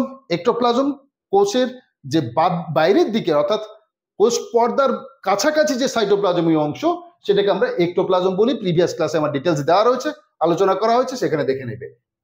সেন্ট্রিওলটা আমাদের কিন্তু নিউক্লিয়াসের কাছেই অবস্থান করে। তাহলে আমাদের এই বেসাল বডি অনেকগুলো থাকতে পারে, কিন্তু সেন্ট্রিওল মাত্র দুটো থাকে আমাদের কোথায়, না অ্যানিমেল সেলের মধ্যে। তাহলে এখানে আমরা এই সেন্ট্রিওল মুখ্যত কি কাজ করে, মুখ্যত স্পিন্ডল ফাইবার তৈরি করা, কোষ বিভাজনের সময় স্পিন্ডল ফাইবার তৈরি করা। বারবার বলেছি স্পিন্ডল ফাইবার কোন প্রোটিন দিয়ে তৈরি, এই কোশ্চেন আমাদের আসতে পারে, যেটাকে আমরা টিউবুলিনের কথা বলেছি। তাহলে বেসাল বডি মূলত সেখান থেকে সিলিয়া বা ফ্লাজেলা এইগুলো তৈরি হয়। তাহলে বেসাল বডি বা আমাদের যেটা আমরা বলি ফ্রাগমোপ্লাস্টের যে পার্টটা রয়েছে, সেখান থেকে কিন্তু সর্বদা মনে রাখবে সিলিয়া বা ফ্লাজেলা তৈরি হয়। তাহলে এই সিলিয়া বা ফ্লাজেলা মূলত ধরো আমাদের একটা সেলের যে সাইটোপ্লাজমীয় অংশ, সেখান থেকে যেখান থেকে সিলিয়া বা ফ্লাজেলা তৈরি হচ্ছে, সেটাই কিন্তু বেসাল বডি। তাহলে এই পার্টগুলোকে ছোট্ট ছোট্ট করে আমাদের ভালো করে খেয়াল রাখতে হবে। তাহলে এইখানে দেখো এই centriole, it helps in cell division and forms aster. তাহলে কোষ বিভাজনের ক্ষেত্রে এটি গুরুত্বপূর্ণ ভূমিকা পালন করে। It controls the movement of cilia and flagella, অর্থাৎ সিলিয়া এবং ফ্লাজেলা তার সঞ্চালনটাকে নিয়ন্ত্রণ করে আমাদের এই বেসাল বডি। চলো নেক্সট পার্ট রয়েছে ভ্যাকুল বা কোষ গহ্বর। এই ভ্যাকুল বা কোষ গহ্বর মুখ্যত আমরা আমাদের প্লান্ট সেলের মধ্যে দেখতে পাই এবং বড় আকৃতির দেখতে পাই। তবে আমাদের যে সমস্ত মেরিস্টেমেটিক সেল, ভাজক কলা রয়েছে বা মেরিস্টেমেটিক টিস্যু যারা রয়েছে, তাদের কিন্তু এই ভ্যাকুলের অ্যামাউন্ট ভীষণ কম হতে পারে বা স্মল সাইজের হতে পারে। তাহলে আমাদের এই ভ্যাকুল বা কোষ গহ্বর এটি আমরা মুখ্যত প্লান্ট সেলে দেখতে পাই। অ্যানিমেল সেলে সাধারণত থাকে না, থাকলে সেটি ক্ষুদ্র আকৃতির হবে। তাহলে আমাদের এই যে ভ্যাকুল বা কোষ গহ্বর, তার মধ্যে বিশেষ ধরনের তরল থাকে, যে তরলটিকে আমরা বলি সেল স্যাপ। তাহলে আমরা যদি ছবির সাহায্যে ব্যাপারটাকে বোঝার চেষ্টা করি, suppose this one is the cell, আর এই আমি কালারটাকে একটু চেঞ্জ করে নিই তোমাদের জন্য। তাহলে সেখানে এই সেলের মধ্যে মনে করে নেওয়া যাক এইটা হলো আমার কোষ গহ্বর বা ভ্যাকুল। তাহলে এই ভ্যাকুলের মধ্যে যে তরলটা রয়েছে, এইটাকে আমরা বলছি সেল স্যাপ। এইটা হলো আমাদের কাছে সেল স্যাপ। আর এইটা একটা পর্দা দিয়ে ঘেরা রয়েছে। তাহলে বাকি অংশটা কি স্যার? বাকি অংশটা তোমরা সবাই জানো, এই অংশটাকে আমরা বলছি সাইটোপ্লাজম। তাহলে এইটা আমাদের কাছে সাইটোপ্লাজম। এই সাইটোপ্লাজম যেটাকে আমরা বলছি সাইটোপ্লাজম, তাহলে সাইটোপ্লাজম আর সেল ভ্যাকুল, তার একটা বাইরে একটা মেমব্রেন রয়েছে। তাহলে এই মেমব্রেনটা আমরা বলে থাকি টোনোপ্লাস্ট। এইটা হলো আমাদের কাছে টোনোপ্লাস্ট। ভীষণ ভীষণ ইম্পর্টেন্ট এই ইনফরমেশনটা। এই টোনোপ্লাস্ট যার সম্পর্কে আমরা বলছি, এইটা আসলে কোষ গহ্বরের পর্দা। প্রশ্ন হবে এই ভ্যাকুলের মেমব্রেনের নামটা কি, কিংবা ভ্যাকুলের মধ্যে কি থাকে। এছাড়া আমরা এই টাইপ ডিটেলসটাও অলরেডি আমরা লার্ন করব। তাহলে খেয়াল রাখো, tonoplast it is outer single layered unit membrane, যেটা কিনা 40 অ্যাংস্ট্রম থিকনেসের হয় অ্যান্ড সেমি পারমিয়েবল। তার মানে ভ্যাকুলের যে মেমব্রেন, তাকে আমরা কি বলি, এই প্রশ্নের উত্তর আমরা এখান থেকে করতে পারবো, যা হলো কিনা টোনোপ্লাস্ট। এরপরে দেখো cell sap, it is liquid present inside the central vacuole and is formed of water, minerals, sugar, amino acid, proteins, ester, anthocyanin, glucosides, alkaloids, organic acids, etc.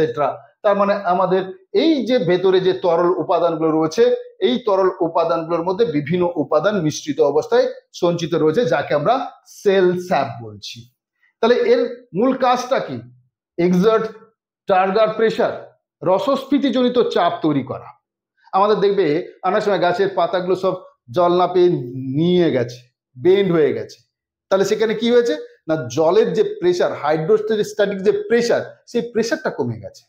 তাহলে জলগুলো যদি কোষ গহ্বরের মধ্যে থাকতো, তাহলে আয়তনটা ফুলতো, তাহলে মাথাটা তুলে দাঁড়িয়ে থাকতে পারতো। তাহলে সেখানে আমাদের এই টার্গার প্রেসার, সেটা কিন্তু এই কোষ গহ্বরের মধ্যে থাকা সেল স্যাপ দ্বারাই কিন্তু কোথাও না কোথাও নিয়ন্ত্রিত হচ্ছে। এছাড়া স্টোর করছে ওয়াটার, মিনারেলস এবং বিভিন্ন ওয়েস্টেজ। তার জন্য এই ভ্যাকুলকে, কোষ গহ্বরকে স্টোর হাউস অফ সেল বলা হয়। তাহলে স্টোর হাউস অফ সেল কোনটিকে বলে, সেটাও একটা ইম্পর্টেন্ট ইনফরমেশন। এবার যে ভেরিয়াস টাইপস অফ ভ্যাকুলস রয়েছে, বিভিন্ন ধরনের যে আমাদের ভ্যাকুল রয়েছে, তাদের জায়গাগুলোর মধ্যে আমরা মুখ্যত 4 ধরনের ভ্যাকুলের কথা বলতে পারি: স্যাপ ভ্যাকুলস, কন্ট্রাক্টাইল ভ্যাকুলস, ফুড ভ্যাকুলস এবং গ্যাস ভ্যাকুলস। তাহলে আমাদের কাছে এই 4 ধরনের মধ্যে কে কি কাজ করছে? They are fluid filled vacuoles, it segregates vacuolar content from the cytoplasm, always osmotic entry আর এক্সিট ওয়াটার। তার মানে স্যাপ ভ্যাকুলসের ক্ষেত্রে রস থাকছে, রস গ্রহণ কিংবা বর্জনের মাধ্যমে অসমোটিক এন্ট্রি অর্থাৎ অভিশ্রবণজনিত যে জল গ্রহণ কিংবা বর্জনের কাজ নিয়ন্ত্রণের ক্ষেত্রে এটি একটি গুরুত্বপূর্ণ ভূমিকা রয়েছে। এছাড়া কন্ট্রাক্টাইল ভ্যাকুয়াম, অনেক সময় আমরা ফ্রেশ ওয়াটার যে প্রোটোজোয়ান্স রয়েছে তাদের ক্ষেত্রে আমরা দেখতে পাই বিভিন্ন রেচন পদার্থ ত্যাগ করার ক্ষেত্রে কিংবা তাদের দেহের আকার আকৃতি পরিবর্তন করার ক্ষেত্রে এর একটি গুরুত্বপূর্ণ ভূমিকা রয়েছে। আবার আমরা দেখতে পাচ্ছি আমাদের ফুড ভ্যাকুলস, যেখানে কিনা আমরা অপাচ্য, ইনডাইজেস্টেড কিংবা ডাইজেস্টেড বা আনডাইজেস্টেড যেগুলো রয়েছে, যেগুলোকে খাদ্য পরিপাক করা গেল না তাকে স্টোর করে রাখছে। এছাড়া রয়েছে আমাদের কাছে গ্যাস ভ্যাকুলস বা অনেক সময় সিউডো ভ্যাকুলস আমরা দেখতে পাই, যেখানে সায়ানোব্যাকটেরিয়া তাদের মধ্যে আমরা দেখতে পাই তারা যাতে জলে ভেসে থাকতে পারে তার জন্য গ্যাস সঞ্চয় করে রাখে। তাহলে সবসময় যে তরল সঞ্চয় করে রেখেছে তা নয়, কখনো কখনো গ্যাসও সঞ্চয় করে রাখতে পারে, আর সেটা আমাদের কাছে গ্যাস ভ্যাকুলস নামে পরিচিত। এবার আমরা চলে আসছি আমাদের কাছে কতগুলো মডেল কোশ্চেন। তাহলে এতক্ষণ ধরে আমরা বেশ কিছু সেলুলার অর্গানালিজ, তাদের গঠন, তাদের প্রভেদ কি, সেই সমস্ত জায়গাগুলো জানার পরে কিছু মডেল কোশ্চেন তার উত্তর আমি এখানে শেয়ার করছি। খেয়াল রাখবে যে আমাদের এই এমসিকিউজ মডেলের পরীক্ষার ক্ষেত্রে যত বেশি সম্ভব আমাদের এমসিকিউ প্র্যাকটিস করতে হবে। আমি আজকের আমার এই লেসনের মধ্যে যে কোশ্চেনগুলো রেখেছি সেগুলো কতগুলো মডেল কোশ্চেন তোমাদের সামনে শেয়ার করা। তাহলে দেখে নাও আমাদের এই মডেল কোশ্চেনগুলোর মধ্যে কি কি কোশ্চেন আমরা পাচ্ছি। ফার্স্ট কোশ্চেন দেখো, সেল ভ্যাকুল কন্টেন্টস, কোষ গহ্বর যা নিয়ে আমরা লাস্ট শেয়ার করছিলাম, কি ধারণ করে, তার মধ্যে কি রয়েছে।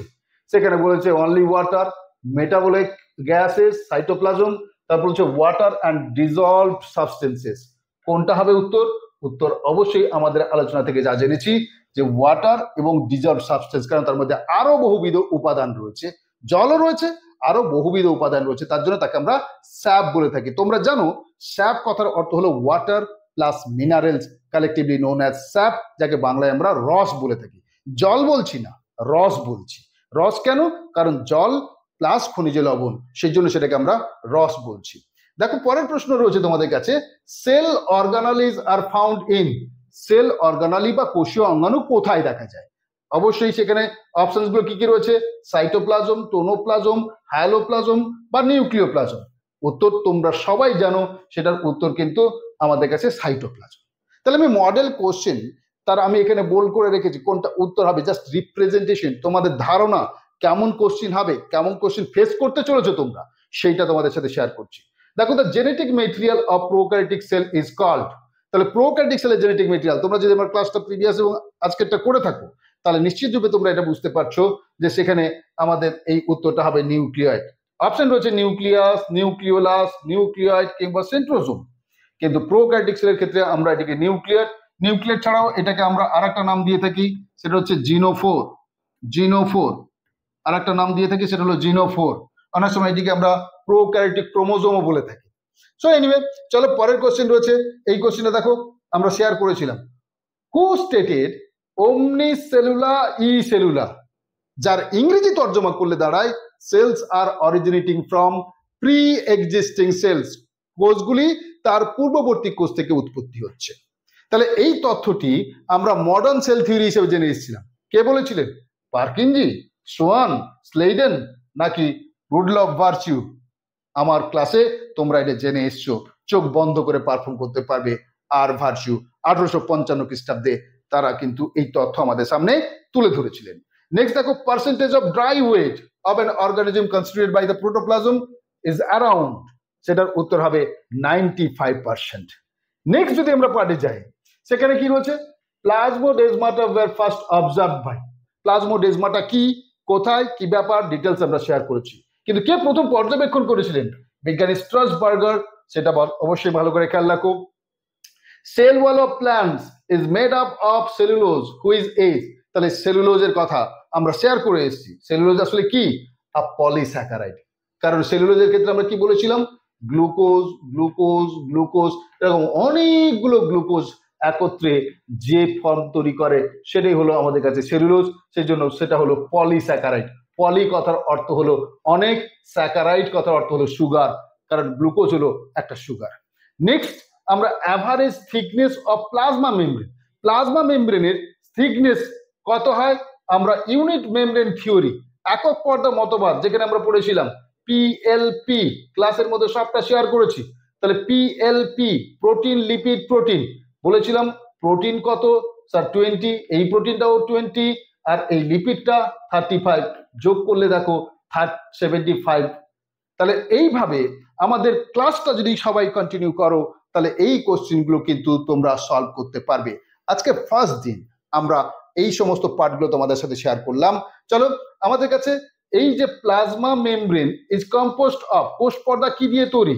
এখানে বিভিন্ন উপাদান রয়েছে, প্রোটিন, ফ্যাট, সেলুলোজ, রয়েছে লিপিড এবং প্রোটিন। উত্তর কিন্তু লিপিড এবং প্রোটিন, যার জন্য মনে রাখবে কোষ পর্দা বা প্লাজমা মেমব্রেন লাইপোপ্রোটিন উপাদান দিয়ে তৈরি। Histone core molecule of nucleosome, তাহলে নিউক্লিওজোম তার যে হিস্টোনের কোর মলিকুল, তার আয়তনটা কি? সেটা হলো 80 × 40 আংস্ট্রম। নেক্সট কোশ্চেন তোমাদের জন্য রয়েছে, দেখো আগ্রানাল ক্লোরোপ্লাস্ট।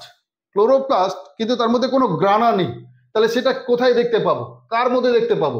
C4, হাইড্রোফাইটস, সাকুলেন্ট, নাকি আমাদের C4 এর মধ্যে দেখতে পাবো? তাহলে C3, হাইড্রোফাইটস, সাকুলেন্টের মধ্যে C4 প্লান্টসে কিন্তু আমরা দেখতে পাবো আগ্রানাল ক্লোরোপ্লাস্ট, কারণ সেখানে আমরা বান্ডেল শীট এবং আমাদের রয়েছে যেটা, সেটা হলো ক্লোরোপ্লাস্ট মেসোফিলের মধ্যে রয়েছে, যেখানে আমরা দুরকম নেচার দেখতে পাই। এরপরে দেখো ক্লোরোপ্লাস্ট অফ জিগনেমা। জিগনেমা নামক একটা উদ্ভিদের ক্ষেত্রে তাদের ক্লোরোপ্লাস্টের আকৃতি কেমন? তাহলে এই যে স্ট্রাকচারাল পার্টগুলো একটু ভালো করে দেখে রাখতে হবে। স্পাইরাল, সেখানে গার্ডেল শেপড, স্টেলেট, নাকি রেটিকুলেট? উত্তর হবে স্টেলেট। নেক্সট দেখো the plastid that stores protein, যে সমস্ত প্লাস্টিড গুলো প্রোটিন সঞ্চয় করে তার নাম কি? আমরা লিউকোপ্লাস্ট, প্রিভিয়াস ক্লাসে শেয়ার করে এসেছিলাম তোমাদের সাথে। তাহলে সেখানে লিউকোপ্লাস্ট, সেখানে দেখো ক্লোরোপ্লাস্ট, অ্যামাইলোপ্লাস্ট, ইলাইওপ্লাস্ট, অ্যালিউরোপ্লাস্ট। তোমরা জানো প্রোটিন সঞ্চয়ের ক্ষেত্রে অ্যালিউরোপ্লাস্ট কিংবা প্রোটিনোপ্লাস্ট অত্যন্ত গুরুত্বপূর্ণ ভূমিকা পালন করে। Next phaeoplast, rich in pigment. Phaeoplast এটাও একটা প্লাস্টিড, কিন্তু কোন পিগমেন্ট দিয়ে তৈরি? সেখানে উত্তরটা হবে ফিউকোজ্যান্থিন। বাকি অপশনস গুলো আমি আর পড়ছি না। দেখো এখানে ফাইকোসায়ানিন দেওয়া রয়েছে, ফাইকো এরিথ্রিন দেওয়া রয়েছে, ফিউকোজ্যান্থিন দেওয়া রয়েছে, লাইকোপিন দেওয়া রয়েছে, কিন্তু উত্তরটা হবে আমাদের কাছে fucoxanthin. Next chloroplast resembles bacteria in having. ক্লোরোপ্লাস্টকে আমরা ব্যাকটেরিয়া বলছি, তার কারণটা কি, কিসের কারণে? সেখানে 70S type of ribosome, circular DNA, both of this, none of this. তাহলে আমরা এই যে একটু আগে আমরা ক্লোরোপ্লাস্ট কিংবা মাইটোকন্ড্রিয়া শেয়ার করেছিলাম, সেখানে আমরা বলেছিলাম যে semi autonomous cellular organelle, cell within a cell. এইখানে আমরা এই তথ্য দুটো শেয়ার করে এসেছিলাম যে এই দুটোই কারেক্ট, তার মানে অপশন সি সেটাই হলো কারেক্ট। নেক্সট দেখো plastid meant for the storage of fat, তাহলে কোন প্লাস্টিডটা ফ্যাট সঞ্চয় করে? এটাও অবশ্যই লিউকোপ্লাস্ট হবে, কারণ লিউকোপ্লাস্টই মূলত খাদ্য সঞ্চয় করে। সেখানে ক্রোমোপ্লাস্ট, অ্যালিউরোপ্লাস্ট, অ্যামাইলোপ্লাস্ট আর ইলাইওপ্লাস্ট। উত্তর কিন্তু আমাদের কাছে ইলাইওপ্লাস্ট। এরপরে দেখো আমরা rough endoplasmic reticulum generally composed of, অর্থাৎ আমরা যাকে RER বলে থাকি, এটি কি দিয়ে তৈরি, কি কি আছে, বা এন্ডোপ্লাজমিক রেটিকুলামের মধ্যে কি কি আছে? স্যার সিস্টার্নি, টিউবুলস, ভেসিকলস সবটাই রয়েছে, তার মানে অল অফ দিস। তারপর দেখো rapidly dividing cells, endoplasmic reticulum কি হবে? হাইলি ডেভেলপড হবে। তাহলে সাইট অফ প্রোটিন সিনথেসিস, সেখানে কি দেখবো? প্রোটিন সিনথেসিস কোথায় হয়? রাব এন্ডোপ্লাজমিক রেটিকুলাম, কারণ RER এখানে রাইবোজোম অ্যাটাচমেন্ট রয়েছে, আর রাইবোজোমই আমরা বলেছিলাম protein factory of cell. Larger sub unit of 80S ribosome, 80S ribosome কাজে দেখা যায় আমাদের ইউক্যারিওটিক সেলের মধ্যে। তার ক্ষেত্রে কি ধরনের রাইবোজোমাল মলিকুলস দেখতে পাবো? বিভিন্ন অপশনস গুলোর মধ্যে অপশন ডি, যেটা 25S, 5.8S এবং 5S, এই প্যাটার্নটা আমরা দেখতে পাবো।